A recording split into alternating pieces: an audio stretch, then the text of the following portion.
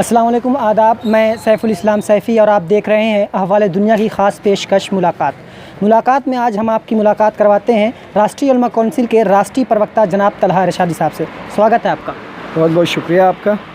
तो तलहा इरशादी साहब, सबसे पहले आप जनता को ये बताएं कि क्या सन 2022 के विधानसभा चुनाव में राष्ट्रीय उलमा कौंसिल हिस्सा लेगी? बिल्कुल हिस्सा लेगी और पूरी तैयारी हम लोग कर रहे हैं उसकी। उसी सिलसिले में लगातार इधर आपने देखा ज़िला पंचायत चुनाव में बहुत शानदार नतीजा भी रहा। राष्ट्रीय उलमा काउंसिल का जो परफॉर्मेंस था इस बार ज़िला पंचायत चुनाव में वो 2015 और 2010 के चुनाव से काफ़ी बेहतर रहा। और हम लोग सिर्फ ये नहीं कि सिर्फ आज़मगढ़ में बल्कि जौनपुर में, बहराइच में, मुरादाबाद में, इस तरह से हम लोग कई ज़िलों में हमने ज़िला पंचायत चुनाव में कामयाबी हासिल की और हमारा वोट परसेंटेज भी बढ़ा है। तो हमें पूरी उम्मीद है कि इस बार आने वाले जो चुनाव हैं 2022 के विधानसभा चुनाव, उसमें बहुत अच्छी तरह से राष्ट्रीय उलमा काउंसिल पार्टिसिपेट करेगी और उसका परफॉर्मेंस भी बहुत अच्छा रहेगा। तो क्या राष्ट्रीय उलमा कौंसिल अकेले चुनाव लड़ेगी या गठबंधन की तरफ देखेगी? देखिए, गठबंधन की इस वक्त जो राजनीति का दौर है वो गठबंधन की राजनीति है और इस सिलसिले को हम लोग भी समझ रहे हैं और हमारी भी बातचीत चल रही है कई दलों से। इस सिलसिले में गठबंधन को लेकर बातचीत हो रही है। जो हमारी हाईकमांड है वो बातचीत भी कर रहा है और जल्दी इस पर जो भी बेहतर फैसला होगा, जो पार्टी के हित में होगा, जो कौम मिल्लत के हित में होगा, जो हमारे प्रदेशवासी उनके हित में होगा, वो फैसला लिया जाएगा। क्या राष्ट्रीय उलमा कौंसिल समाजवादी पार्टी के साथ जा सकती है? क्योंकि सुना जा रहा है कि जो प्रमुखी का चुनाव हुआ है और जो अध्यक्षी का चुनाव हुआ है इसमें राष्ट्रीय उलमा कौंसिल समाजवादी पार्टी को वोट की है। देखिए, हमारा शुरू से ये रहा है नज़रिया कि जो भी लाइक माइंडेड पार्टीज़ हैं, जो सामान्य विचारधारा के दल हैं, हम उनके साथ हमेशा गठबंधन करने के लिए तैयार हैं। वो चाहे समाजवादी पार्टी हो, चाहे बहुजन समाज पार्टी हो, चाहे कांग्रेस हो, या चाहे अन्य कोई मिली जमातें हों, या इस तरह की जो भी जमातें हैं जो फासिस्ट ताकतों के ख़िलाफ़ हैं, जो भारतीय जनता पार्टी के ख़िलाफ़ हैं, जो इस नफ़रत की विचारधारा को रोकने के लिए तैयार हैं, जो भी दल हैं हम उनके साथ चलने के लिए तैयार हैं। अभी तक तो उलमा कौंसिल की तरफ से, राष्ट्रीय उलमा कौंसिल की तरफ से ये आरोप लगाया जा रहा था कि समाजवादी पार्टी जो है वो कम्युनल पार्टी है, एक तरीके से भाजपा का दूसरा चेहरा है। तो अब समाजवादी पार्टी कैसे सेकुलर पार्टी हो गई? देखिए, मैंने कहा, ना मैंने कम्युनल कहा ना मैंने सेकुलर कहा, मैंने कहा सामान्य विचारधारा की बात हो रही है। जब आपको हालात तय करना पड़ता है, इस वक्त जो मौजूदा हालात हैं, इस वक्त पूरे प्रदेश की जो जनता है, जो पूरे प्रदेशवासी हैं, हर समाज, हर तबका, हर क्लास के लोग भारतीय जनता पार्टी की इस हुकूमत से परेशान हो चुके हैं, तंग आ चुके हैं। सब कोई बदलाव चाहता है। तो जब बदलाव आपको लाना है, मैंने आपसे शुरू में कहा कि इस वक्त जो राजनीति का जो हालात है उत्तर प्रदेश की या देश की राजनीति गठबंधन की राजनीति हो गई है। तो राजनीति में आपको कभी कभार ये तय करना पड़ता है कि आपको किसी बड़े मकसद के लिए आपको छोटे छोटे इस तरह की मंजिलें तय करना पड़ता है। उसी सिलसिले में हमने भी आपसे कहा कि जो उनकी विचारधारा है, जो साफ़ तौर पे वो फासिस्टवाद को, जो समाजवादी पार्टी है, जो बहुजन समाज पार्टी है, जो अन्य दल है, वो फासिस्ट विचारधारा के नहीं है, वो सांप्रदायिक विचारधारा के नहीं है। वो खुलेआम मंचों से नफ़रतों की बात नहीं करते, सांप्रदायिकता की बात नहीं करते। इसलिए जो इस तरह के जो भी दल हैं उनको साथ लेकर चलना होगा। ये वक्त और हालात की ज़रूरत है।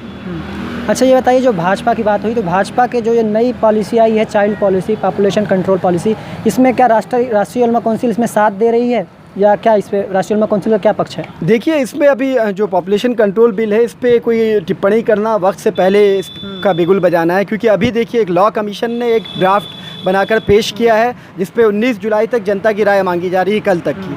तो इस पर जिसको जो भी ऑब्जेक्शन करना है, इसे मीडिया में बयानबाजी करना या सोशल मीडिया पे उलूल जुलूल बयान देने से कोई फ़ायदा नहीं है। इसमें जो करना है, लॉ कमीशन ने अभी एक ड्राफ्ट पेश किया है। अपने जो जिनको एतराज़ात हैं, जो ऑब्जेक्शन है, वो आप उसको लिख कर भेज सकते हैं। जब कानून बनकर आएगा तब देखा जाएगा कि कानून का क्या है। इसमें ज़रूरत पड़ेगी सड़क पे भी इसके ख़िलाफ़ मुज़ाहरा किया जाएगा, ज़रूरत पड़ेगी कोर्ट भी जाएंगे, ज़रूरत पड़ेगी जहाँ जहाँ ज़रूरत पड़ेगी। अगर ये जनता के हित में नहीं रहा, ये प्रदेश के हित में नहीं रहा, ये हमारा जो संविधान है संवैधानिक मूल्यों के अनुसार नहीं रहा, तो जो भी संवैधानिक विरोध होगा हम इसके खिलाफ़ करेंगे। पर अभी इस पर कोई टिप्पणी करना, मैं समझता हूँ ज़रूरत से पहले, ना अभी कोई कानून आया है, ना कोई बिल रखी गई है। ये एक ड्राफ्ट है सिर्फ, जिसको लेकर ये एक ध्रुवीकरण की, पोलराइजेशन की एक सियासत है भारतीय जनता पार्टी की। क्योंकि विकास का कोई मुद्दा इनके पास नहीं है, कोई काम इन्होंने पिछले 4.5 सालों में किया नहीं है। तो कभी पॉपुलेशन कंट्रोल बिल, तो कभी इस तरह का लव जिहाद या इस तरह के जो सांप्रदायिक मसले हैं उसको उभार कर लोगों का एक जहन बदलना चाह रहे हैं, ये पोलराइजेशन करना चाह रहे हैं। और कोशिश यही होनी चाहिए कि जनता और आवाम को ये समझना चाहिए कि इस पोलराइजेशन जो उनका नैरेटिव ये जो बना रहे हैं, जो हथियार आजमा रहे हैं, इसको सफल ना होने दें। इसलिए इस पर बिला वजह अभी वक्त से पहले इस पर बहस करना, इस पर टिप्पणी करना गैर ज़रूरी समझता हूँ मैं। आप आरोप लगा रहे हैं कि भाजपा ने अपने 4.5 साल कार्यकाल में कोई काम नहीं किया है। हालांकि आप देखेंगे कि तो भ्रष्टाचार रुका है, भाजपा की सरकार में, जैसा कि भाजपा दावा करती है कि भ्रष्टाचार पे बहुत कंट्रोल किया गया है, इस तरीके से कोरोना में जहाँ पूरी दुनिया विश्व महामारी थी, पूरी दुनिया जूझ रही थी, उसमें भाजपा का दावा है कि हमने पूरी अच्छे तरीके से कोरोना को कंट्रोल किया है। भ्रष्टाचार कहाँ पे रुका है, ये कोई मिसाल पेश करें। भ्रष्टाचार की आप बात कर रहे हैं, तमाम पिछले जो बड़ी बड़ी सरकारी योजनाओं में भ्रष्टाचार हो रहा है उसे आप छोड़ दीजिए। कोरोना काल का आपने जिक्र किया। कोरोना काल में जो ऑक्सीमीटर था 300-400 का ऑक्सीमीटर 1300 से लेकर 1800 से लेकर 2000 तक खरीदा गया। तो ये भ्रष्टाचार, जब लोग मर रहे थे, लोगों को सांस तक लेने में, उनकी सांस तक में भ्रष्टाचार कर दिया गया।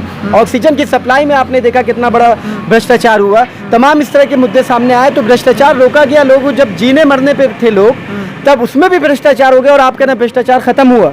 तो ये तमाम नहीं, मैं नहीं कर रहा हूँ, भाजपा की तरफ से दावा किया जा रहा है। जो दावा, देखिए दावा करने को मैं भी कुछ भी दावा कर सकता हूँ, दावा करने में क्या है।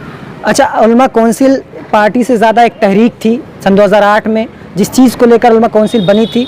एक बार फिर से वो हवा पैदा की जा रही है। लखनऊ में 2 नौजवानों को उठाया गया है, 2 आरोपियों को उठाया गया। इस मामले में अलकायदा से उनका ताल्लुक जोड़ा गया है। उस मामले से ये कहा जाता है कि उसका तार आजमगढ़ से भी जुड़ा हुआ है। इस बारे में आप क्या कहेंगे? देखिए, हमने राष्ट्रीय उलमा काउंसिल जुल्म और नाइंसाफ़ी के ख़िलाफ़ एक तहरीक बनकर खड़ी थी और आज भी वो तहरीक कायम है। और अल्हम्दुलिल्लाह आज पूरे हिंदुस्तान में एक ज़िले आज़मगढ़ से जो जौनपुर के लोगों ने जो एक बीज बोया था, आज उसका एक सायेदार दरख्त की तौर इख्तियार कर चुका है और 14 स्टेट में उलमा काउंसिल आज काम कर रही है और जुल्म और ज़्यादती और नाइंसाफ़ी के ख़िलाफ़ मज़लूमों की एक मजबूत आवाज़ बन कर के लड़ाई लड़ रही है। अभी आपने जिस एक मामले का जिक्र किया अभी लखनऊ में, वहाँ पे भी हम लोग नज़र रखे हुए हैं। वहाँ जो पीड़ित परिवार है उनके टच में हमारे जो लीगल सेल है उसके लोग हैं। अब ये मामला भी सामने आया है, इसको देखा जा रहा है क्योंकि उसमें गिरफ्तारियाँ हो चुकी है, उनका रिमांड हो चुका है, मुकदमा दर्ज हो चुका है। तो अब इसमें जो कुछ हो सकता है वो कानूनी चारागोही है उसमें। तो कानूनी चारागोही के लिए जो भी तरीका है, कानूनी उनकी मदद जो फराहम की जा सकती है वो देखा जा रहा है। लोगों से, जो परिवार के लोग हैं उनसे संपर्क में है हम लोग। अब ये भी एक चुनावी मुद्दा है, साफ तौर पर ये देख लीजिए। जैसे चुनाव आ गया तो एक डर और खौफ का माहौल बनाना शुरू हो गया है। अभी आपने देखा कुछ दिनों पहले जो एक मामला आया था वो लव जिहाद का लेकर या धर्मांतरण का मामला आया। अगर केंद्र में मोदी जी की सरकार है, प्रदेश में योगी जी की सरकार है, अगर उत्तर प्रदेश में धर्मांतरण हो रहा था पिछले 4-5 सालों में, तो चुनाव तक का इंतजार क्यों किया जा रहा था कार्रवाई के लिए? तो ये जो मैंने आपसे जैसे शुरू में कहा कि ये पूरी ध्रुवीकरण की राजनीति की जा रही है, पोलराइजेशन की राजनीति की जा रही है। ये आवाम को भी समझना होगा कि एक वो सब पोलराइजेशन की राजनीति करके एक माहौल बनाया जा रहा है ताकि विकास पे बात ना हो, ताकि बुनियादी मसलों पे बात ना हो, ताकि जो स्वास्थ्य सेवाएं, जो पूरा स्वास्थ्य का जो ढांचा था, जो महकमा सेहत था, वो पूरा कोरोना काल में अभी दूसरी लहर में आपने देखा फेल हो गया बुरी तरह से। तो उसके खिलाफ लोगों का ध्यान भटकाने के लिए इस तरह के मुद्दे लाए जाते हैं। ये लोगों को समझना होगा और इसी के साथ, इसी मसलहत पसंदगी के साथ चीज़ें, हालात को समझकर आगे लोगों को देखना होगा। तलारा शादी साहब, आपसे एक आखिरी सवाल। आपने कहा कि 14 स्टेट में राष्ट्रीय उलमा कौंसिल अपनी ज़मीन बनाने की कोशिश में है और अच्छी बना भी रही है, लेकिन आपका जो निजी जो जगह थी ज़िला आज़मगढ़, इसमें आपकी जो प्यार था जनता का वो कहीं ना कहीं खोता हुआ नज़र आ रहा है।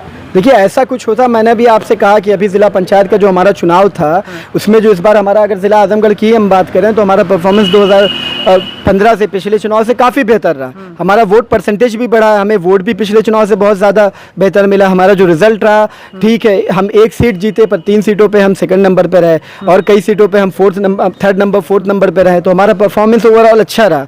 तो अगर आप जो कह रहे हैं कि जनता का प्यार नहीं है या जनता का प्यार कम हुआ, तो ये फिर कैसे परफॉर्मेंस में निकल कर सामने आ रहा है? तो ये तो वैसे ही उसकी बात हो गई। हाँ, जो मौजूदा हालात हैं, जो वो है कोरोना काल की वजह से पिछले 2 सालों से आप देख रहे हैं कोई पब्लिक मीटिंग नहीं हो पा रही है। परमिशन, विपक्ष के हम दल हैं, हम परमिशन मांगने जाते हैं, हमें परमिशन नहीं मिलती। भारतीय जनता पार्टी के लोग जो चाहें वो करें और जो कुछ लोग उनके सहारे के साथ चल रहे हैं, जो उनकी बेड़ियों पे चल रहे हैं, जिन पे उनकी नज़र करम है, वो जो चाहते हैं वो कर लेते हैं। हम छोटा प्रोग्राम करने जाते हैं, हमारे लोगों पे मुकदमे का धौंस जताया जाता है। तो पिछले 2 साल, 2.25 साल से लगातार एक माहौल बना हुआ है कि क्यों ये भी इस तरह का प्रोग्राम नहीं हो पा रहा है। तो इस वजह से आपको लग रहा होगा कि पब्लिक डोमेन में वो चीज़ें कम हुई है, पर इस तरह का ऐसा कोई मामला नहीं है।